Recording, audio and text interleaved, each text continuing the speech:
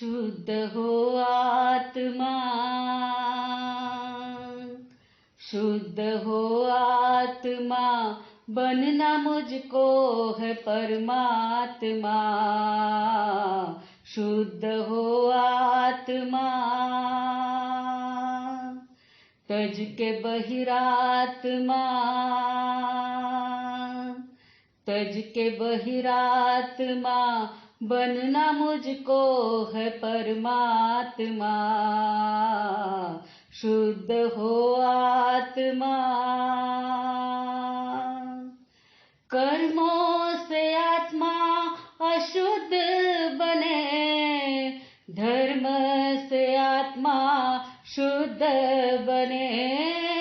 कर्मों से आत्मा अशुद्ध बने, धर्म से आत्मा शुद्ध बने। धन करोड़ों का है, धन करोड़ों का है, आत्मधर्म करे ना तो क्या है। शुद्ध हो आत्मा, आत्मा ही बनता है परमात्मा। लक्ष्य जो अपना हो सिद्धात्मा, आत्मा ही बनता है परमात्मा। लक्ष्य जो अपना हो सिद्धात्मा। छोड़ो जग का भरम, छोड़ो जग का भरम, लेनी सिद्ध शरण फिर तो क्या है। शुद्ध हो आत्मा, पुण्य से मानव का जन्म मिला, जिन धर्म मिला संतों का संग मिला।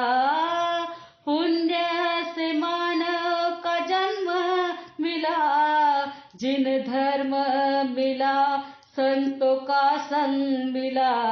सब सुलभ है मिला, सब सुलभ है मिला, किंतु उज्जवल बने ना तो क्या है।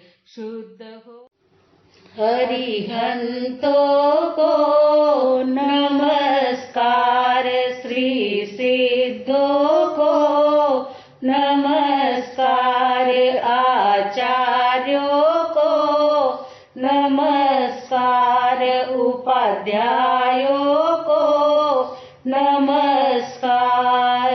जग में जितने साधु गण हैं, जग में जितने साधु गण हैं, मैं उनको वंदू बार बार, मैं उनको वंदू बार बार।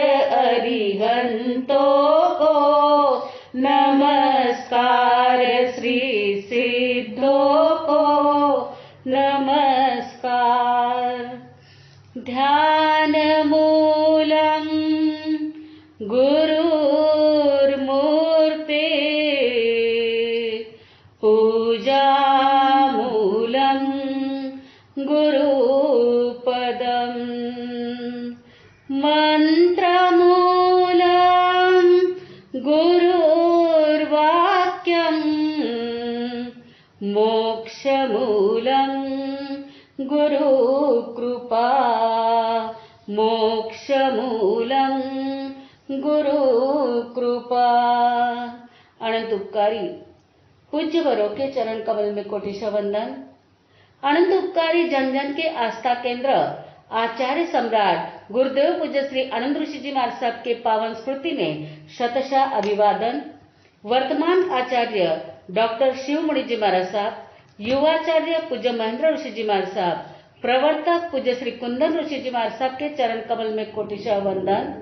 तपस्वी रत्न पूज्य श्री किशन मुनि जी महाराज साहब, श्रुतस्तवीरा प्रखर व्याख्याता गुरनी मैया डॉक्टर पूज्य श्री धर्मशिला जी महाराज जी के पावन स्मृति में शतशः अभिवादन। उपस्थित धर्म प्रेमी भाइयों, करुणामूर्ति माताओं तथा बहनों, बड़ी साधु वंदना के ऊपर हम विचार कर रहे हैं।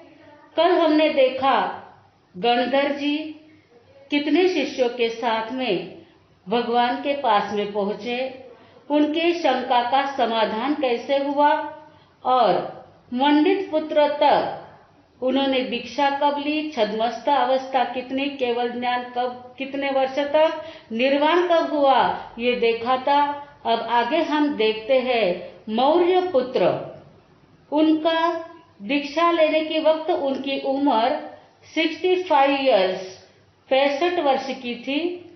छद्मस्त काल 14 वर्ष का था और केवल ज्ञान पर्याय 16 वर्ष का था। पूरी 95 वर्ष तक वह यहाँ पर, यानी उनकी आयु 95 वर्ष की थी।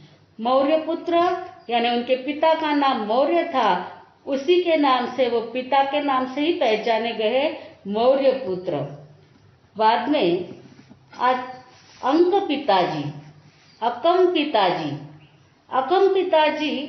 48 वर्ष के थे तब दीक्षा ली, 48 वर्ष के थे तब दीक्षा ली। उनका छद्मस्त काल 9 वर्ष का था, उनका केवली पर्याय 21 वर्ष का था और उनका निर्वाण जब वे 78 वर्ष के 78 वर्ष के थे तब 8वें गंधर अकम पिताजी केवल ज्ञान, केवल दर्शन प्राप्त, मोक्ष को, निर्वाण को प्राप्त हो जाते थे।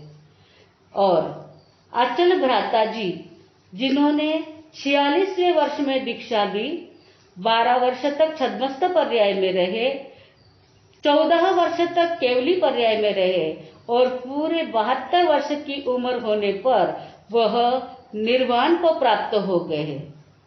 10वें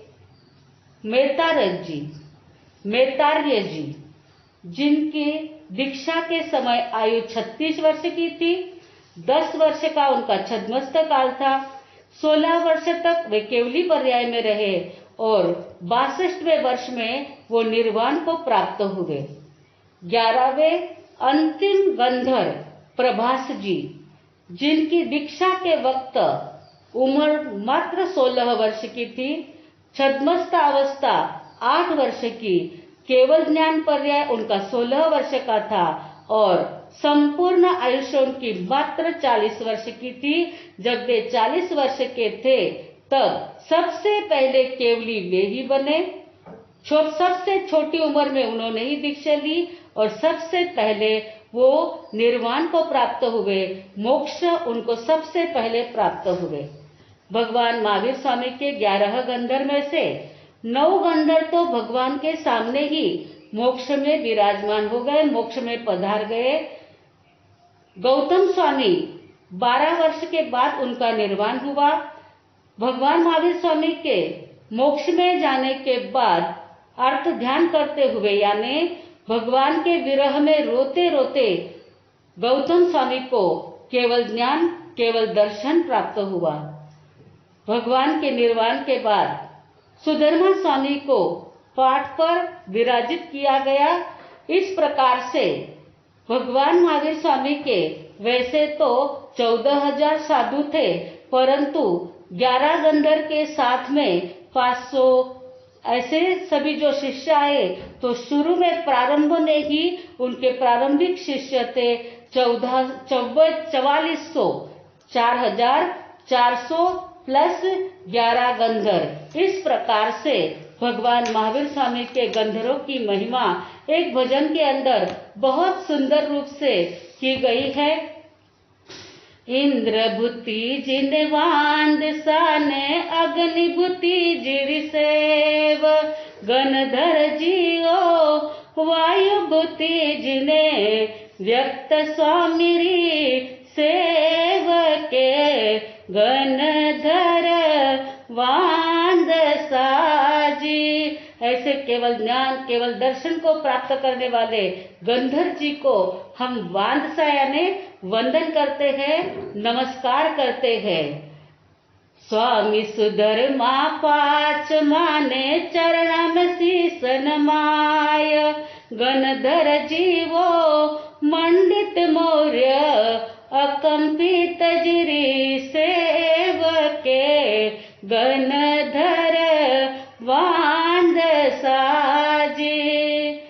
आचल में तार जवान साने छेला श्री प्रभास गणधर जियो हुआ हुआ महावीर स्वामी रा शिष्य के गणधर वांध साजी अंतर्मुहूर्त में सीखियोगे 14 पुरवरो ज्ञान गणधर जियो सीख्यो सीख्यो वीर प्रभुरा प्रसाद से गणधर वांद साजी सब साधु में शिरोमणि ने चेला में चतुर सुजान सब साधु में शिरोमणि ने चेला में चतुर सुजान गणधर जियो हुया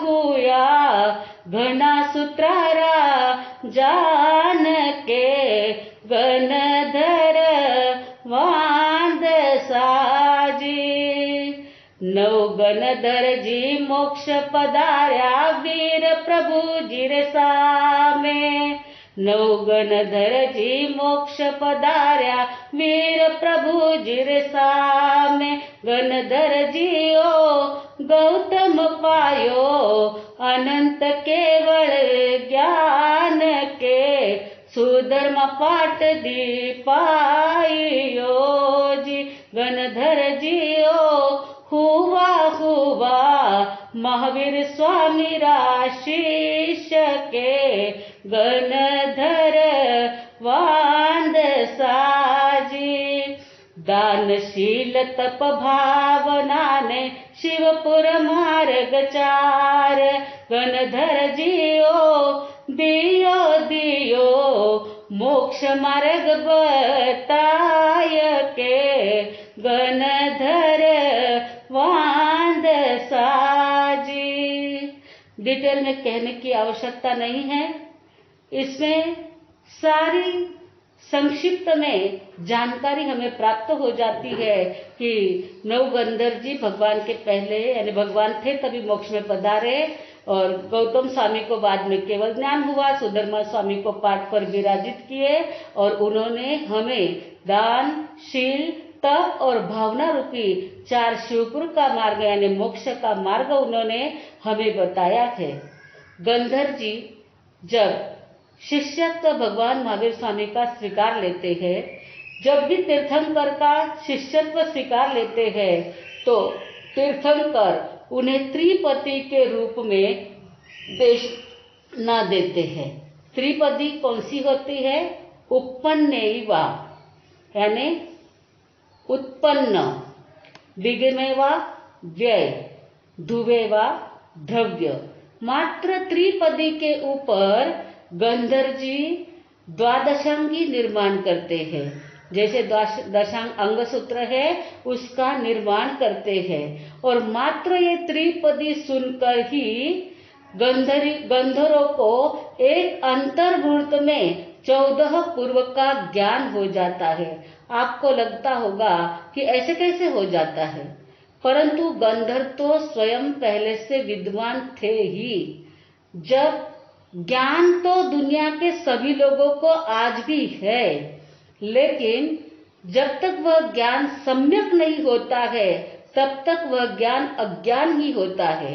भगवान के चरणों में 11 ब्राह्मण पहुंचने के बाद जब त्रिपति का ज्ञान भगवान ने दिया, शंका का समाधान किया, तो उनका जो ज्ञान था, जो अज्ञान के रूप में ही आज दिन तक विचरण कर रहे थे, उनका अज्ञान सम्यक ज्ञान के रूप में परिवर्तित हो जाता है और अंतर्मुहूर्त के अंदर उनको 14 पूर्व का ज्ञान हो जाता है। पूर्व का ज्ञान यानी एक पूर्व का ज्ञान यानी कहते हैं 400 हाथ का हाथी और उसके ऊपर 400 हाथ की अंबाड़ी, यानी 800 हाथ जितना लंबा हाथी यानी अंबाड़ी और हाथी दोनों को मिलाकर के 800 हाथ जितना होता है। इतनी सूखी हुई शाही की गोलियों से भरा हुआ, यानी जितनी अवगाहना अंबाड़ी सहित हाथी की रहती है, यानी जितना स्पेस ये अब अंबाड़ी सहित हाथी रोकता है, उतने में जितनी सूखी शाही रखी जाती है, उस शाही की एक एक गोली में पानी डाल डाल के जितनी शाही बनती है, उतने से जो लिखा जाता है, यानी पूरा 800 हाथ जितने अवगाहना का, यानी हाइट के जितना जो इंक है, वो सारा पतला करके पानी डाल डाल के उससे जितना लिखा जाता है, और वो लिखने के बाद जो कंठस्थ हो जाता है, यानी जितनी गोलियां है, जितनी इंक है, सबसे लिखने के बाद उतना जब कंठस्थ हो जाता है, तब जाकर के एक पूर्व का ज्ञान होता है।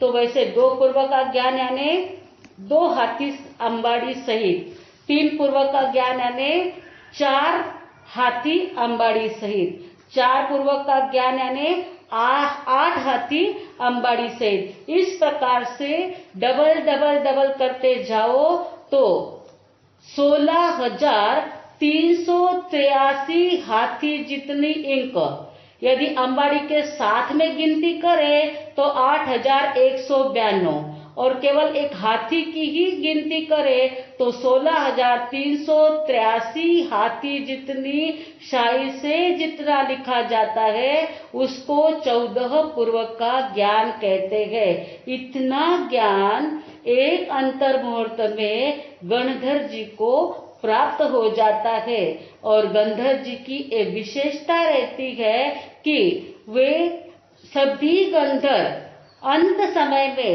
1 मास का संलेखना, यानी 1 मास का संथारा लेकर के वह सभी मोक्ष में पधारते हैं, और तीर्थंकर भगवान अर्थ रूप में देशना देते हैं, और गंधर उसको सूत्र रूप में उसकी माला गूंथते हैं। जैसे बगीचे में माली सारे बिखरे हुए फूल को एकत्रित करता है और उसकी सुंदर माला बनाता है, सुंदर मालाओं से वह सुशोभित दिखती है। उसी प्रकार तीर्थंकर भगवान वाणी बरसाते रहते हैं, और गंधर उस वाणी की जैसे फूल की माला गुथी जाती है, वैसे सूत्रों के रूप में उनकी वाणी के एक एक सूत्रों को गुफते जाते हैं, और वह गुफा हुआ सूत्र द्वादशांगी के रूप में प्रकट होता है। गंधर भगवान के कितने उपकार आप पर और हमारे ऊपर है कि जिन कारण से हमको 14 पूर्व के ज्ञान को हो, या अभी तो 14 पूर्व का ज्ञान नहीं है, परंतु 11 अंग 12 उपांग आदि जो ज्ञान हमें प्राप्त हुआ है, ये सारी तीर्थंकर परमात्मा के द्वारा दी हुई वाणी और उसको जो गंधर जी ने गुफी है, वह हम तक पहुंची है। सभी गंधर्वों का संगयन वज्र ऋषभ द्वारा संगयन रहता है। सभी का संठान समचौरस संठान रहता है।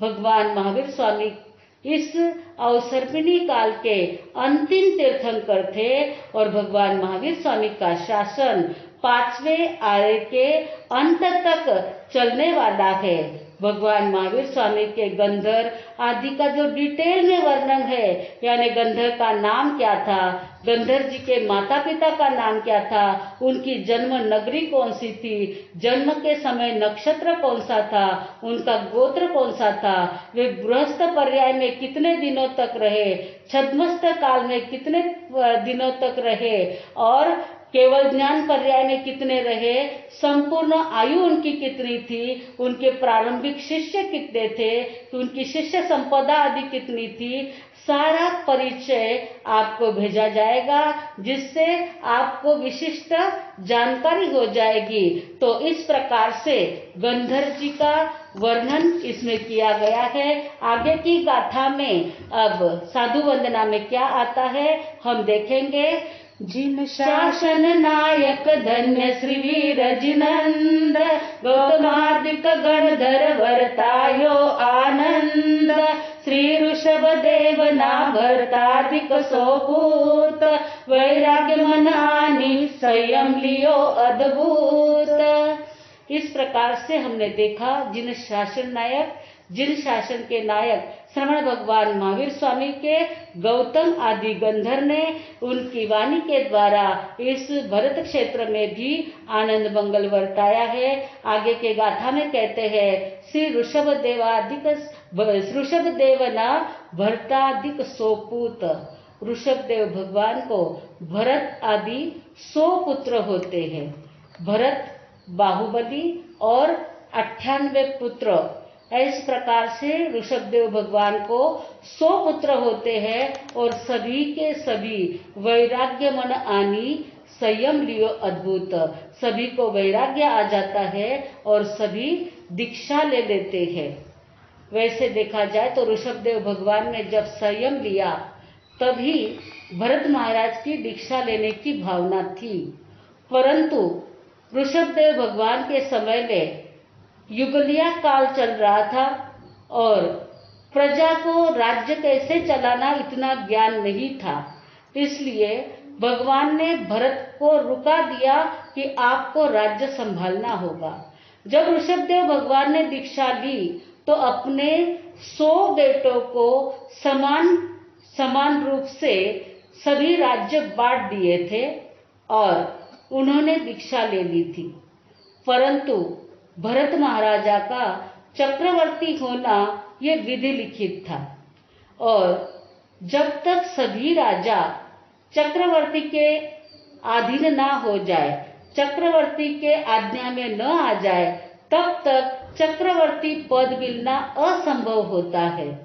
इसलिए भरत महाराज ने अपने सभी भाइयों को समाचार भेजे कि आपका जो राज्य है आप सभी मेरे आज्ञा में आ जाइए और आप सभी, आपका राज्य आपके पास में ही रहेगा, उसमें से मुझे कुछ नहीं चाहिए, लेकिन मेरे अधीन आपको रहना होगा, मेरे अंडर में आपको रहना होगा।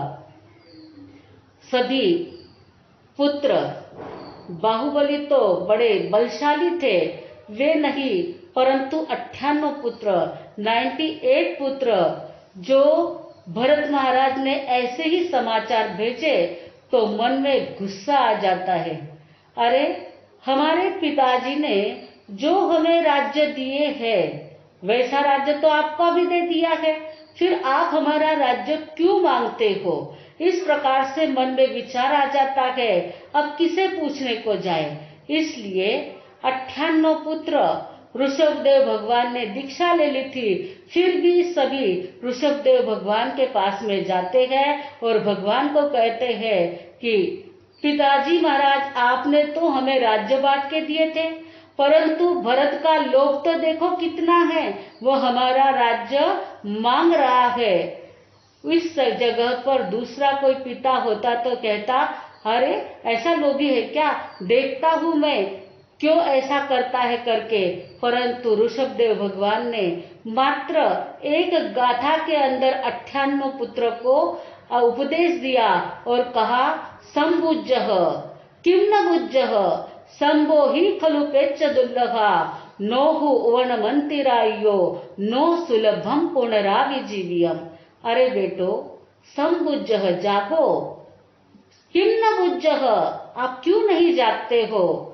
संबोहि खलु पेच्च दुर्लभा, संबोधि प्राप्त होना, अच्छी समझ प्राप्त होना, सम्यक ज्ञान प्राप्त होना अत्यंत दुर्लभ है। संबोहि खलु पेच्च दुर्लभा नोहु वनमंतिरायो, जो रात्रियां व्यतीत हो गई है, नो सुलभम पुनराविजीवियम, जो रात्रियां व्यतीत हो गई है वह पुनः आने वाली नहीं है, और नो सुलभम पुनराविजीवियम, और ये मनुष्य जन्म भी वापस मिलने वाला नहीं है। ऐसे राज्य तो अनंत जन्म में अनंती बार मिला लिए हैं, परंतु इन नश्वर वस्तुओं का कोई उपयोग नहीं है, जो कभी साथ में ही आने वाला नहीं है। ऐसी वस्तु का लोभ करने से क्या फायदा है? इसलिए आप जाग जाओ और जाग करके सच्चे मार्ग के ऊपर लगो। इस प्रकार से ऋषभदेव भगवान का उपदेश 98 पुत्रों ने सुना। 98 ही पुत्र ने यह उपदेश सुन करके मन में विचार किया कि बात तो सही है, ये नश्वर शरीर, ये नश्वर संपत्ति, धन, वैभव, ये सारा क्षणिक है, कुछ भी साथ में जाने वाला तो है ही नहीं, और संबोधि प्राप्त होना सच में दुर्लभ है। हमारे पिता ने इतना राजपाट वैभव छोड़ करके दीक्षा क्यों ली होती? यदि इस राजपाट में ही सुख रहता, इस वैभव में ही सुख रहता, तो राजा महाराजा इस संसार का त्याग करके क्यों चले जाते? सही बात है, अपने को भी जाना ही चाहिए। ये शरीर नश्वर है, ये तन नश्वर है, कुछ भी साथ में आने वाला नहीं है। नश्वर काया हाय,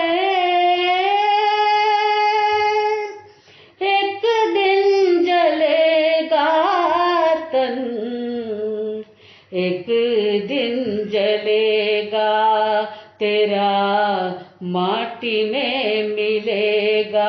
नश्वर काया हाय,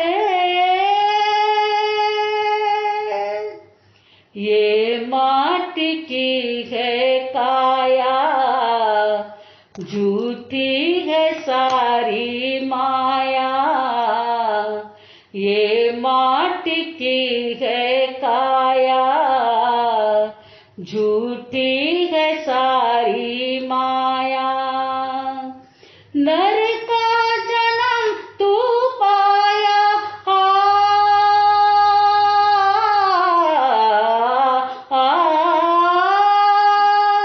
नर का जन्म तू पाया, जीवन यूं ही गवाया। नश्वर काया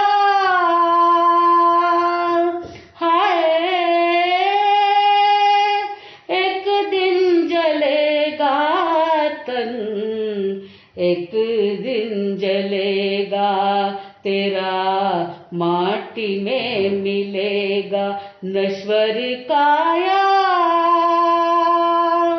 हाय।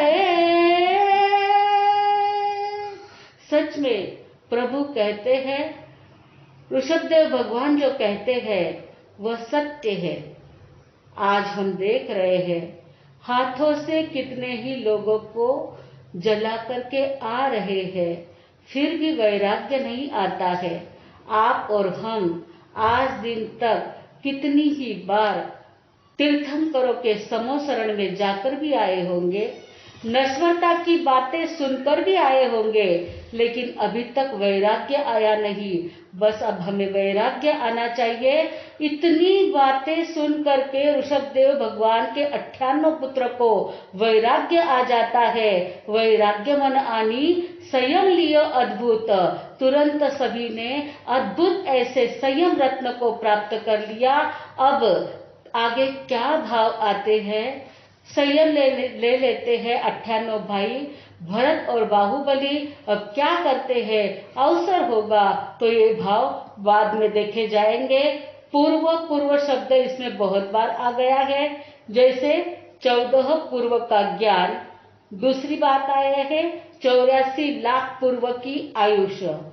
लाख पूर्व का आयुष्य, उसका मतलब तो ये होता है कि 70,56,000 को करोड़ से गुना करने के बाद जो संख्या आती है, उतने वर्ष यानी उतने वर्षों का जिसका आयुष्य है, वो उसको एक पूर्व का आयुष्य कहते हैं। ऐसे 84 लाख पूर्व का आयुष्य श्रीविंदर भगवान आदि का था, वह पूर्व अलग चीज है। यहाँ जो पूर्व का ज्ञान आया हुआ है, यह हाथी के अंबाड़ी सहित हाथी के शाही से लिखा हुआ ज्ञान इससे आया है। पूर्व समझ करके हमें कंफ्यूज नहीं होना है। पूर्व शब्द के अनेक अनेक अर्थ होते गए और सभी का अर्थ भी अलग अलग होता है। तो अब हम देखेंगे प्रश्न। आज के प्रवचन माला पर 3 प्रश्न। भगवान महावीर के कौन से गंधर्व को छोटी उम्र में दीक्षा, केवल ज्ञान और मोक्ष यह तीनों प्राप्त होते हैं? भगवान महावीर स्वामी के कौन से गंधर्व को छोटी उम्र में दीक्षा, केवल ज्ञान और मोक्ष यह प्राप्त हो जाता है? यह पहला प्रश्न है। दूसरा प्रश्न है, गंधर्व को त्रिपदी सुनकर कितना ज्ञान होता है? गंधर्व को त्रिपदी सुनने के बाद कितना ज्ञान होता है? और तीसरा प्रश्न है, भगवान महावीर स्वामी का शासन कब तक चलेगा? भगवान महावीर स्वामी का शासन यह कब तक चलने वाला है? यह तीसरा प्रश्न है।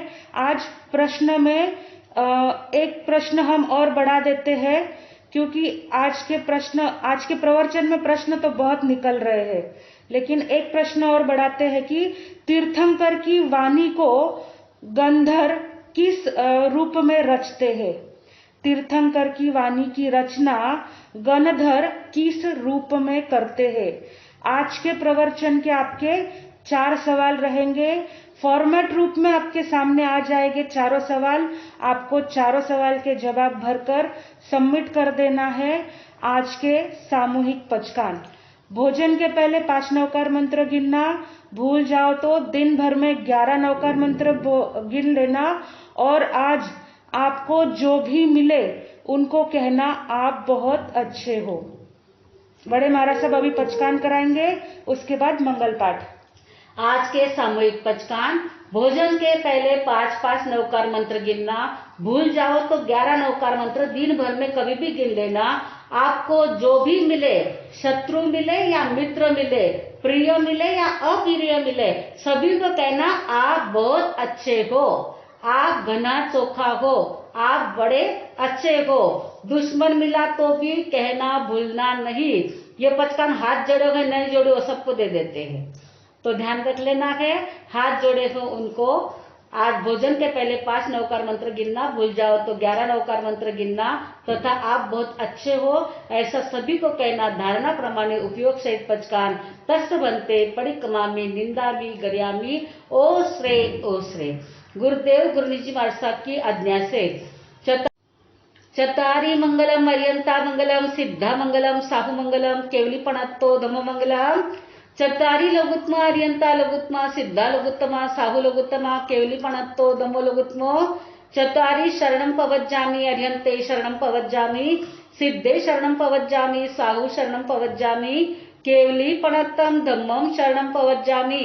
4 शरणा, दुख हरना, सुख करना, आनंद करना, मंगल करना, सकल कार्य सिद्ध करना, औरन शरणों कोय, जो भवि प्राणी आदरे तो अक्षय अविचल पद होय। बोलो भगवान महावीर स्वामी की जय।